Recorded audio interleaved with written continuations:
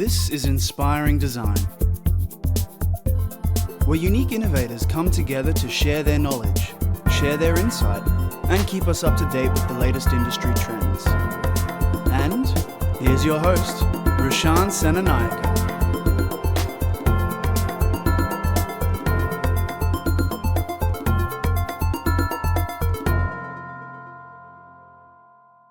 What's up, listeners? Welcome to Inspiring Design with yours truly. This is where the best of the best brands, experts, change makers, and thought leaders come together to share their valuable insights, experience, and knowledge. Our goal here is to be the missing link between education, design, and the industry. And my guest for today, she's a bit of a high achiever, in fact. She has been the head of arts and applied technology business at St. Stephen's College for the past 11 years, and one of the design syllabus writers for QCAA, the Queensland Curriculum Assessment Authority, for 3 years, as well as being one of the graphics panel members for QCAA for an incredible 8 years. She currently manages 21 subjects across prep through to year 12. She is also one of the finalists for the Australian Education Teacher of the Year for 2019, as well as 2019 Women in Business Futurist of the Year runner-up for the WIB Innovation Technology Awards. So a bit of an impressive portfolio. Sounds like a lot. She is the perfect person to speak about today's topic, enterprise skills and its relation to innovation in education. So without further ado, let's get straight into it. Sam, welcome to Inspiring Design. Thank you very much. Thank you for having me. My pleasure. Can we start off with a little bit of a background on yourself, your story? What's it all been about? Well, it depends on how many years you want to go back, but I haven't been an educator my entire life. I actually started in marketing, and so I suppose that's where my design skills came into it. You know, going back say 25 years ago. You know, I was one of the first, I was using the very first Adobe suite when it first came out. So self-taught, Photoshop and Illustrator.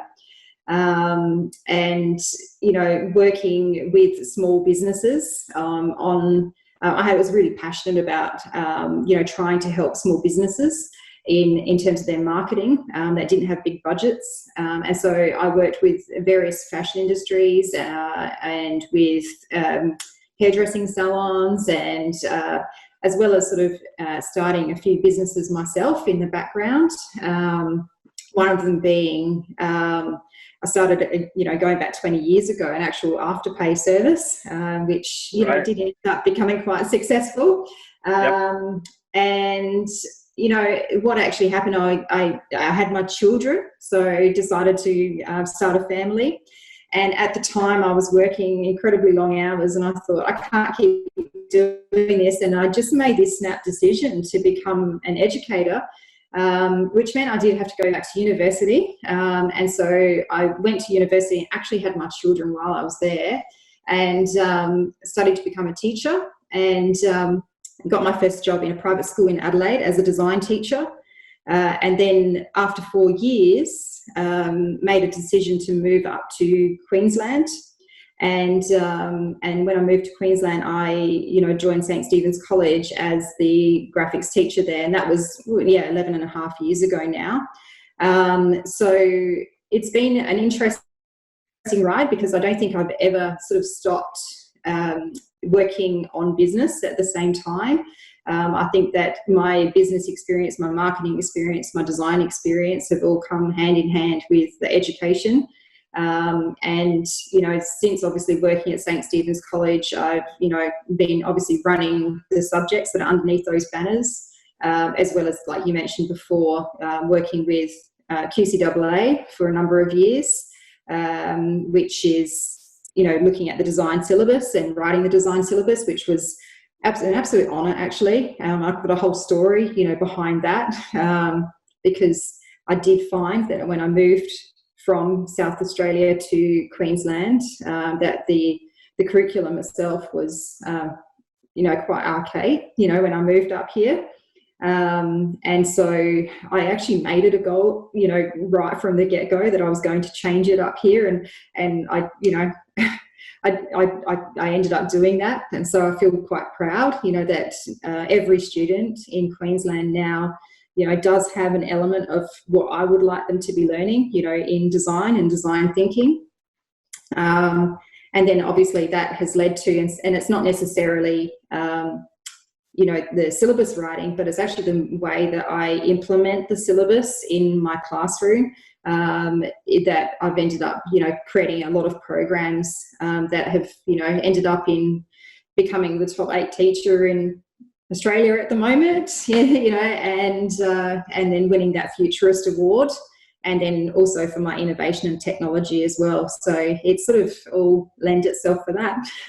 Yeah, and I think this is what the brilliant thing of, looking at your journey and how those little things have connected through to the results, and ultimately your students are the ones that are benefiting from it. So that's an incredible journey, and congratulations on the award as well.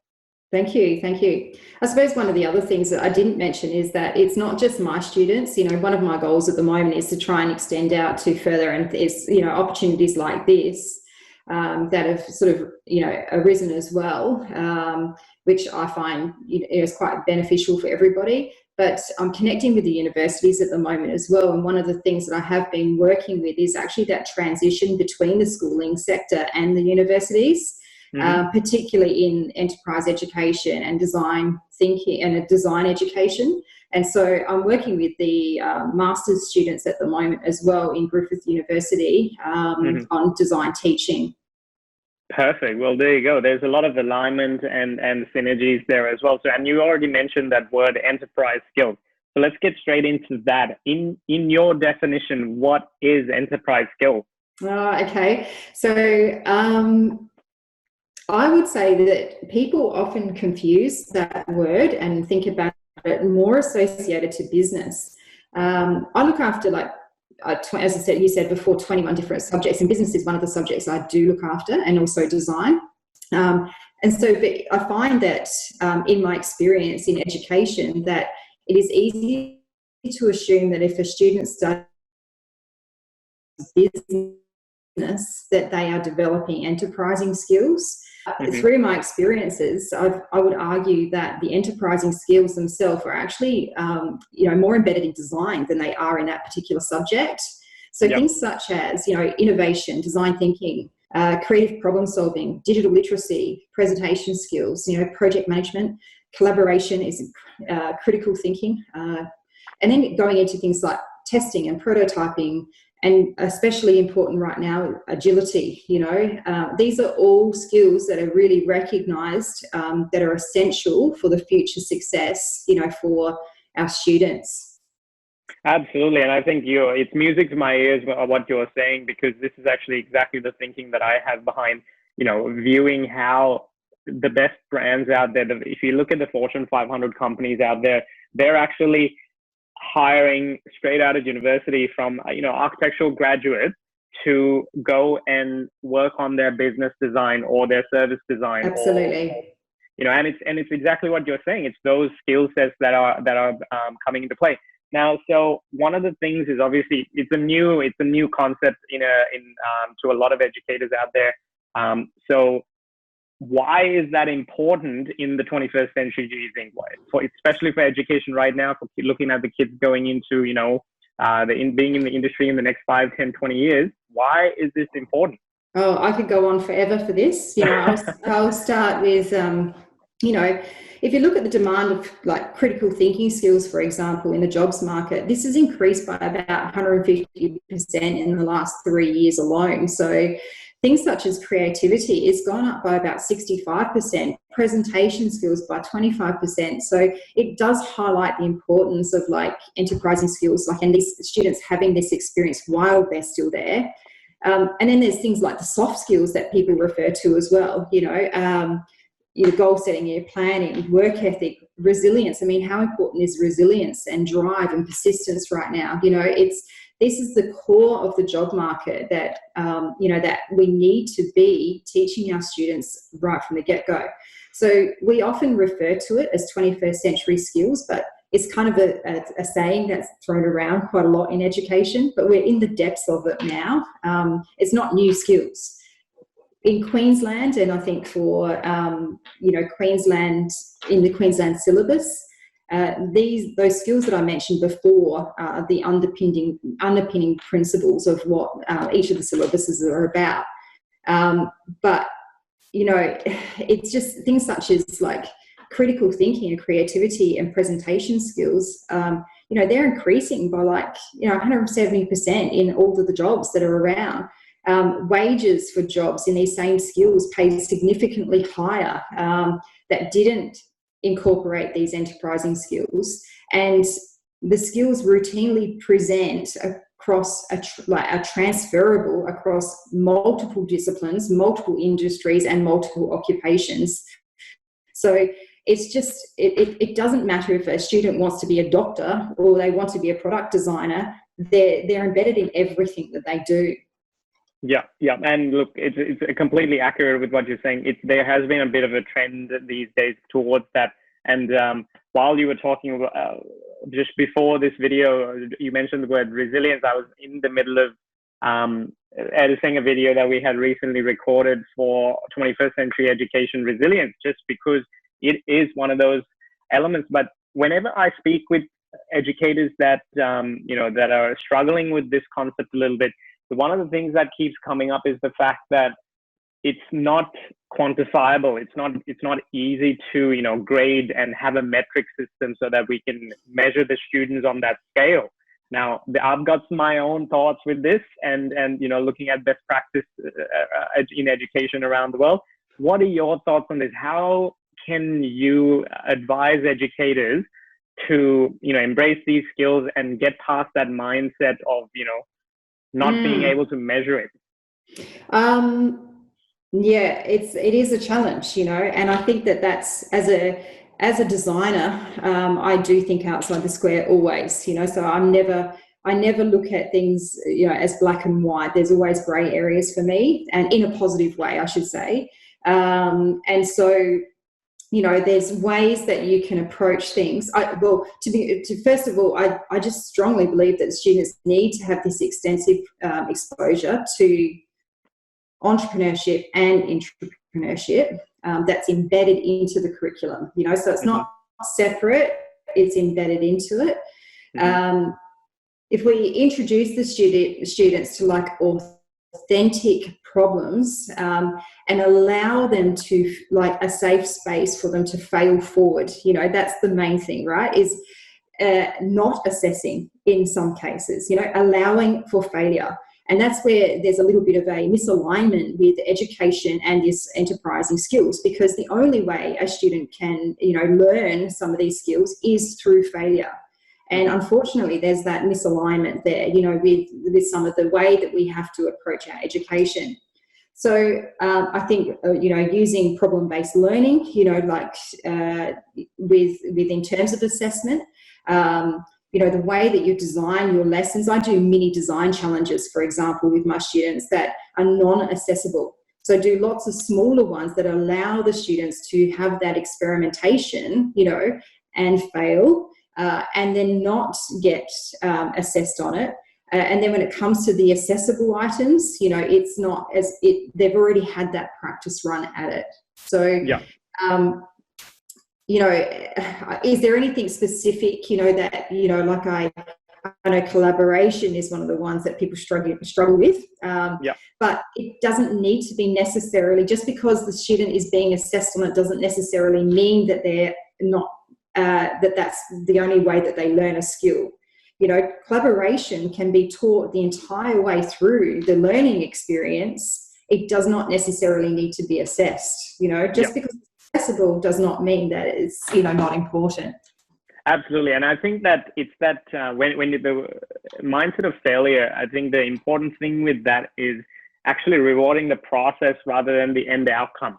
And if there's no right or wrong end outcome from a perspective of, the educator, then, and they're being rewarded on how they actually did things, and if they failed 20 times, great, that's fine. This is the process they've gone through. And this is actually something that's embedded naturally into the design disciplines when you go into, architecture or product design or fashion design or whatever. But it's that same skill set that inherently gets translated and embedded, exactly as you said, into every other subject. So I'm loving what you're saying. So this is great. And do you think, what are some technology or different types of applications or software programs that can integrate into part of this, with the whole running design challenges and doing these practice-based design sprints even? Would you have any tips for educators on applications, technology, tools that they can use?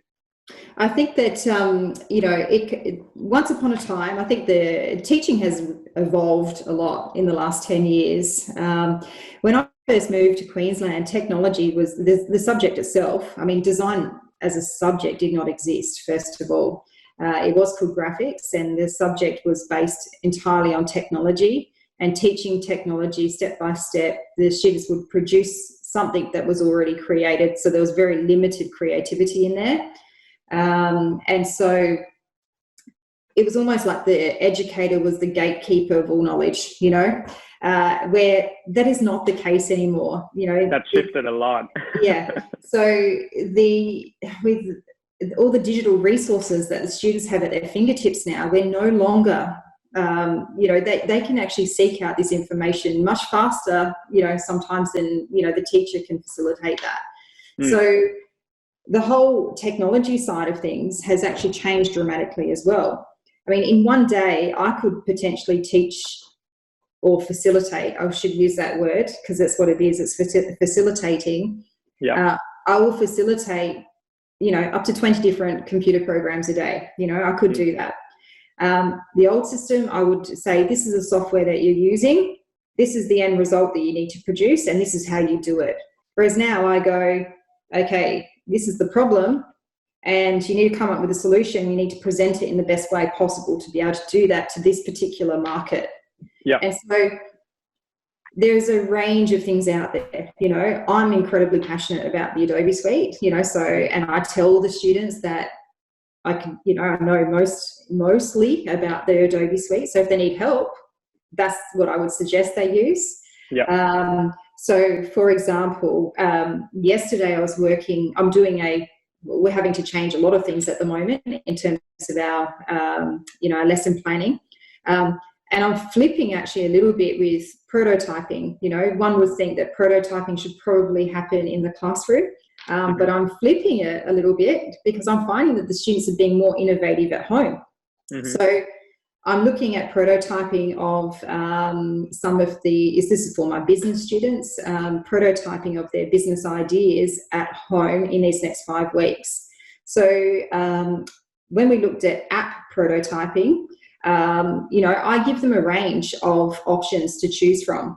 I tell them what the end result should be, but I will give them options of software that they could potentially use, ranging from, free ones that are online and then through to XD where, it's quite, in depth of how to actually, prototype something. So it just depends on the ability of the student, what they have available, and then obviously, how deep that they want to go into it as well. So, we at our school, we use a range, obviously the Adobe Suite, we use ArchiCAD, we use SolidWorks for our product design, and then there's a range of softwares that we use online as well. So, yeah. Absolutely. And I think going back to my previous episode, I actually spoke with Maddie Taylor from QUT, and she was saying more or less exactly what you're saying in terms of how that would how it becomes part of the design process almost. So instead of specifying, go and use X product or X tool, you're actually embedding that problem solving for the students to have accountability and choose their own platform that they prefer. And most of the time, especially when we did this with the first years in the design intensive, all of them chose their own products. We never showed them how to use it. Some of them literally hadn't even heard of it before, just jumped online, and within 2 hours, they're using it better than that, we would have been able to show them. So it's, I love Absolutely. that. Yeah, Yeah. they are. They're definitely they're agile, you know, with the way that they learn, and so I don't think, you know, one of the things I sort of say is if we limit the students, or actually explain it, in, you know, from my perspective, where because you still do get students that say, can you please teach me how to use this, or can you tell me what I need to do, or what are the steps that I need to do to get an A. And I sort of explain it to them in a way that if I was, as a designer, was limited to my own ability at that particular moment, nothing would ever improve, you know. So I try and really push the students to try and come up with some really wild ideas, and then either we pull it back or we explore and research and come up with a way to even solve, producing that particular concept together. And that's where the collaboration comes into it. So it's a relationship that we have, rather than me teaching the student, this is how you do it. Perfect. And I love that, because the more and more exposed they are, that becomes their new normal. And, you know, rather than coming to university and then finding out that, oh, now we need to work in teams. And, this is not something that I really like to do anymore because I don't get along with people, or I'm an extrovert, or I'm an introvert, or, whatever the reason might be, it becomes part of their normal. And then they seek out other people to collaborate naturally. And this is actually one of the important conversations and barriers that I think this is very important for 21st century education, because you cannot do anything in this world without collaborating, Yeah, absolutely. Well, and we're not, sorry, go on. No, I was just going to say, it's also about teaching. It needs to be designed to accommodate different learning styles from the students, first of all. So some students are not necessarily comfortable with collaboration to start with. So it's obviously adapting the teaching so that they become comfortable with it. But the other thing as well, and I found that this is where, it can, help that particular process happen, is doing a lot of interdisciplinary projects and interdisciplinary practice. So identifying skills that not everyone is skilled at every single thing, and making everybody aware of that, that there's going to be things that I'm really good at, and then there's things that I'm not so good at, and there's people in my team that are better at it than me. And so it's actually looking at the areas of the strengths of each of the people that are working in that team. So if I'm doing a project with students, I try and get them to work out where their strengths are, and then hand over that particular part of the task to that student. And that's how teamwork works. It's, if you've got someone that is actually highly skilled in sketching, and then someone that's highly skilled in marketing and promotions, and another person is highly skilled in sketching, put them together and then get them to work together on their strengths, rather than forcing people into a round peg into a square hole sort of thing. So Exactly. And it goes back to that, there's a famous cartoon that illustrates what's wrong with the education system. There's a human at the front, or the teacher at the front, addressing a frog, a giraffe, an elephant, a fish in a bowl, a monkey. And he's essentially saying, we're going to assess you on how well you can climb that tree. And there's a tree in the background. And the monkey is obviously smiling because he's got it covered. And the fish is just confused because he can't even leave his bowl. So absolutely, I think that's perfect with what you're saying. Everyone then works towards their strengths and the quality and the outcome. And I think their own accountability and their own self-esteem, everything then snowballs in the positive direction and onwards and upwards. So if you had to list out, I reckon, the top 5 enterprise skills, what would they be? Top 5. Oh, okay. Oh, there's going to have to limit. I'd say innovation would be number 1. Design thinking, probably number 2, because that covers quite a lot of areas, including the problem solving. I think presentation skills would be in there. Do you mean the communication, public speaking, or just visual? A combination, because presentation is, when you sort of say presentation, and I suppose that's one area that I always do have to explain to students quite often as well, is what do I mean by presentation?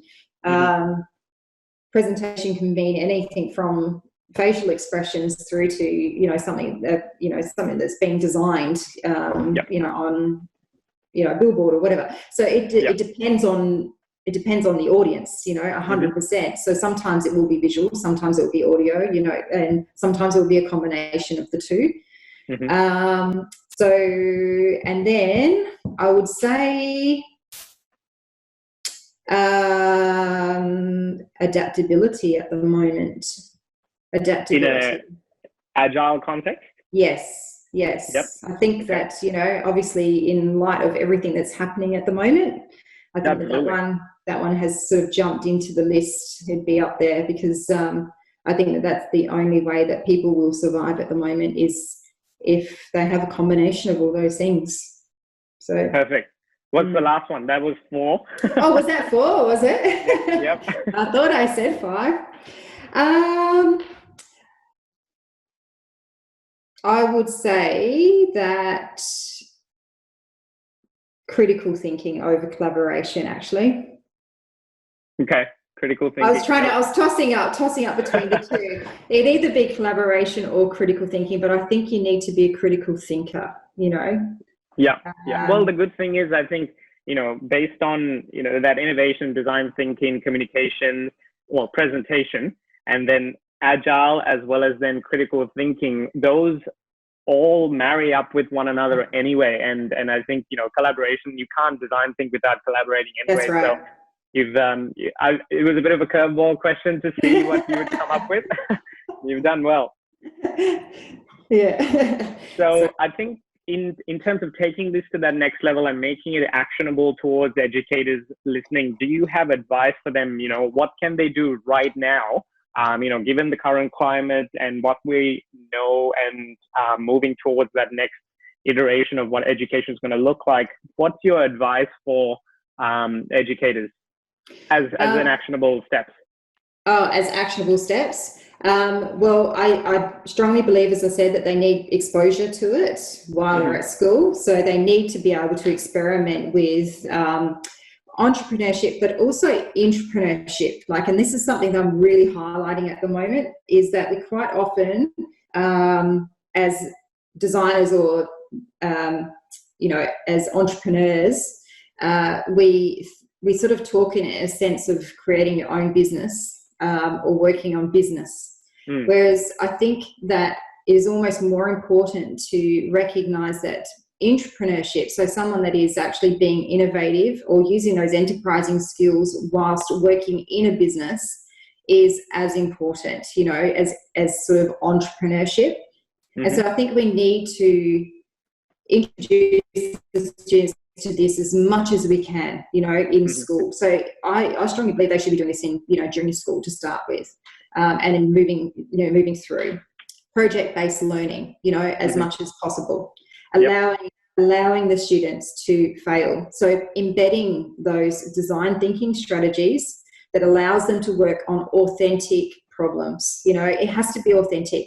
They have to be working on something that they can relate to and something that is real world, and that way I find that when projects are introduced to the students that are both of those things, they immerse themselves much greater into it in the first place. They've got ownership over it. They feel a sense of ownership over the actual project. Yeah. I think that, we need to be encouraging collaboration. And that I think that could be through the learning environments themselves, as well, because it's not just about the teacher. It is actually about the space in which they learn. And I think that we can be siloed quite a lot in education. I sometimes go into schools, and you've probably experienced this too, where everyone is in their own little silo. And I think we need to break those walls down as much as we can and start talking to our colleagues and start talking to the people around it, because that's collaboration also. And I think that's one of the important things with breaking down that silo mentality is agile principles. And yes. And this is actually a very relatively new conversation within the education system, because there's a couple of teachers that I recently freaked out when I told them to imagine their school if they had no subjects or no department. Absolutely. And everyone, you're all the education team serving your students and educating them as one. What would that look like? And it was a bit of a struggle. Really? See, that would be my dream school. That would be my dream school. I mean, I'm in a very lucky position. Some would say it's not so lucky, because I do look after quite a number of subjects. So in some ways, that silo is, but I'm not in that to start with. I've got the ability to jump between, design, and, I can jump between those subjects quite easily, and I know exactly what's happening in every one of those subjects. So I can draw upon the knowledge that's learnt in each of the other areas. Yeah. And so, that's been great. But I have, and it's been absolutely amazing when I have worked with the music department, the drama department, the physics, science department, on various projects together. So as soon as I know that there's knowledge that can be learnt from another subject area, I don't claim that I'm going to be the expert at it immediately. I go and say, okay, I'm doing this project. Is there any way that you can, share that knowledge in your class so that when I'm teaching the subject, it makes sense, like there's some connectivity with the other. So that interdisciplinary approach to everything is highly important as well. Even the math department, chemistry, I've actually, as much as I possibly can, I try and work with other heads of faculty so that we're drawing upon the knowledge from each of the subject areas. Perfect. I think that's brilliant. And it's sometimes as simple as, going and knocking on that door and just asking for a handout and just asking for that help and that little bit of contribution and 2 cents into what you're doing. So that's brilliant. I love it.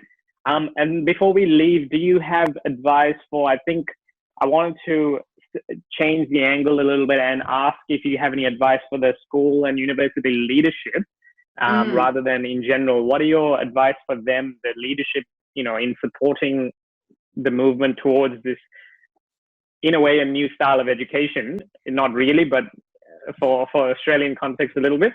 But do you have any advice for them? I've spent quite a number of years trying to educate people about, the fact that enterprise skills is not business and design is not visual art, and I think that if they could understand that there's that misconception amongst the teaching and learning community that to be able to do any of these subjects that have got creativity in them, that it is not art. It's not about art. And so I think that there needs to be more value placed on creativity. Even for the universities, one of the arguments I have with them quite often is that they'll run STEM projects. See, I can't even say it without the A. They will focus highly on STEM, but I just do not understand how you can have anything in this world without having that A. It is nothing. Everything has the creative element, every single thing, In fact, I'll go to say that it should be STEAMed, it should be arts and design should be part of that, part of that vocabulary. So without creativity, there is no innovation, that's kind of, it has to be there. So I think that most schools and universities have to start understanding that, the importance of that area. I think that the schools and universities, and I think what's been interesting in this particular time in our lives is that with the, the restrictions that we've got at the moment, one of the roadblocks that we've always had is timetable, right? So you talked about my dream school, which had no subjects, and I think that, there would be a lot of people that would be very open to that sort of thing, but timetabling is always an issue. But one of the things that's come up with this whole restrictions is that, look, schools have had to adapt and change timetables. It is possible. It's just that everyone gets very, like blindsided by, oh no, we've got to do it exactly how we've always done it. When we're forced to make changes, we can do it, So I think that there's opportunities there for a lot more interdisciplinary approaches to the way schools operate. And so not giving subjects, having projects rather than subjects. And I think that will allow for that collaboration to happen between students as well. I sense that the universities are actually getting it. I think that there's a lot of universities around at the moment. Like I collaborate with quite a lot in like Southeast Queensland, and a lot of them are sort of positioning their courses are like a mixed basket of skills, like in subjects that do incorporate design and business, like with incubator hubs and things like that. And I would love it if schools started to think like that as well, where industry is also brought in, and students are working directly with people, in the community rather than superficial, tasks that don't mean anything to them. Yeah. Samantha, that was absolutely brilliant. So thank you so much for giving up your time. I know that the educators and even the listeners from, whether they're students or professionals, they're going to have a lot of takeaways from today. So thanks so much for giving up your time. I appreciate it. Thank you very much for having me. So that's it for today, folks. Now it's time to essentially jump on to roshansenanayake.com/podcast and check out the show notes from today's episode, and click on the direct links and check out the amazing work that Sam's doing in education. Feel free to connect with her on LinkedIn as well and give a shout out.